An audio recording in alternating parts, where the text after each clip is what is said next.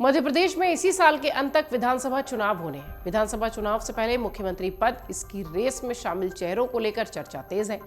वहीं दूसरी तरफ ज्योतिरादित्य सिंधिया की भारतीय जनता पार्टी में एंट्री के साथ ही इस बात की चर्चा शुरू हो गई थी कि वो शिवराज के बाद पार्टी में मुख्यमंत्री पद के अगले दावेदार होंगे। चुनावी साल है, इसलिए ये चर्चा और तेज हो रही है। वहीं केंद्रीय नागरिक उड्डयन मंत्री ज्योतिरादित्य सिंधिया ने अब खुद सीएम बनने को लेकर बड़ा बयान दिया है। एक निजी कार्यक्रम में पहुंचे बीजेपी के नेता ज्योतिरादित्य सिंधिया ने मध्य प्रदेश के मुख्यमंत्री पद की दौड़ में शामिल होने से इनकार किया। सिंधिया ने कहा कि वो किसी भी पद की दौड़ में शामिल नहीं है।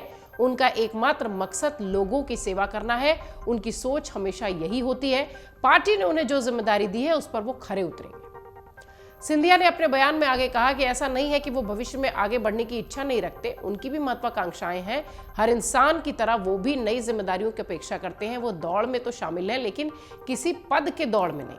उनकी दौड़ जनसेवा के लिए, लोगों की उम्मीदें पूरा करने के लिए। वहीं ज्योतिरादित्य सिंधिया ने इससे पहले भी सीएम पद को लेकर बयान दिया था। आपको याद होगा, उस समय भी सिंधिया ने कहा था कि हमारे सीएम शिवराज सिंह चौहान हैं।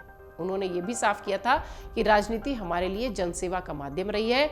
हमारे पिता का, हमारी दादी का, अम्मा के अतीत को जिन्होंने देखा है, वो ये सब जानते हैं कि हमारा लक्ष्य मात्र सेवा करना है। सिंधिया ने यह भी कहा था कि शिवराज सिंह चौहान अच्छा कार्य कर रहे हैं और उनके नेतृत्व में मध्य प्रदेश विकास के पथ पर तेजी से आगे बढ़ रहा है। जूनियर सिंधिया की सियासत में कब एंट्री होगी, इस सवाल के जवाब में ज्योतिरादित्य सिंधिया ने कहा कि वो अपने क्षेत्र में अपनी सोच के मुताबिक कार्य कर रहा है। सिंधिया अपने बेटे के बारे में ये कह रहे थे। उन्होंने साथ ही ये भी कहा कि हमारे परिवार में एक अलिखित नियम है। ये नियम है कि एक समय में परिवार का एक ही व्यक्ति राजनीति में होगा, जो हमारे हिसाब से अच्छा है। सिंधिया अपने बेटे के बारे में इस तरह की बात कह रहे थे। उसके बाद भी उनसे ये सवाल होता रहा कि मुख्यमंत्री के पद के लिए वो क्या कहते हैं, तो उन्होंने साफ तौर पे कहा कि वो किसी भी तरह के मुख्यमंत्री पद की दौड़ में नहीं।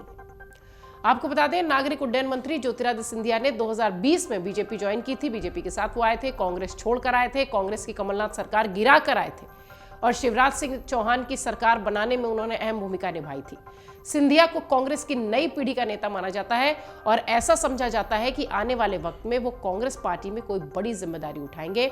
लेकिन इसके ठीक उलट सिंधिया ने साल 2020 न सिर्फ कांग्रेस पार्टी छोड़ दी, बल्कि भाजपा का दामन थाम लिया और कमलनाथ सरकार गिरा दी। अब मध्य प्रदेश में विधानसभा चुनाव में एक साल से भी कम का वक्त बचा हुआ है, क्योंकि इसी साल के अंत में चुनाव होने हैं। बताया जा रहा है कि इससे पहले शिवराज सिंह चौहान अपनी कैबिनेट में एक और विस्तार कर सकते हैं। इसमें कांग्रेस से भाजपा में आए सिंधिया समर्थकों को भी हटाया जा सकता है, खासकर उन मंत्रियों को जिनका परफॉर्मेंस सरकार की किरकिरी बन सकता है। शिवराज कैबिनेट में 30 मंत्री हैं। इनमें से 9 मंत्री सिंधिया गुट के बताए जाते हैं, जबकि 6 कैबिनेट और 3 राज्य मंत्री हैं। इन मंत्रियों में से कुछ को हटाने की बात भी चल रही है। टीम शिवराज में संभावित फेरबदल में क्या होगा, ये तो आने वाला वक्त बताएगा। लेकिन हाँ, हलचल मध्य प्रदेश में जबरदस्त दिखाई पड़ रही है। मध्य प्रदेश में लंबे समय से सरकार में नेतृत्व परिवर्तन की अटकलें भी तेज थी। गुजरात में बीजेपी की बंपर जीत के बाद एक जो गुजरात मॉडल था, सबको बदल देने वाला, शीर्ष से लेके ऊपर तक, नीचे तक, विधानसभा चुनाव लड़ने की बात जो है वो चल पड़ी थी। कहा तो यहां तक गया कि एमपी चुनाव में इस बार सिंधिया समर्थकों का टिकट पूरी तरह से कट जाएगा।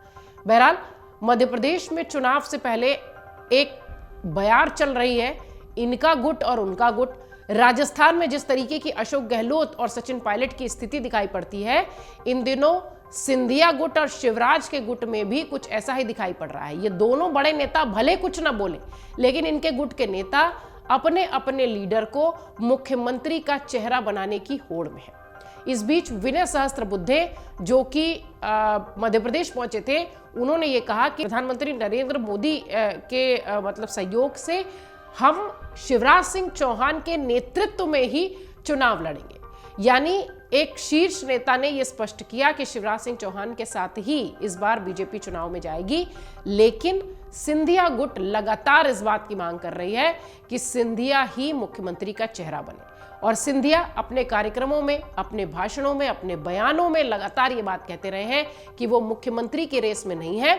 हाँ, जिम्मेदारी जो सर दी जाएगी उसे वो सर माथे रखेंगे, उसे वो पूरा करेंगे। मन से उजाला कर चले, मन से उजाला कर चले, एक अमर उजाला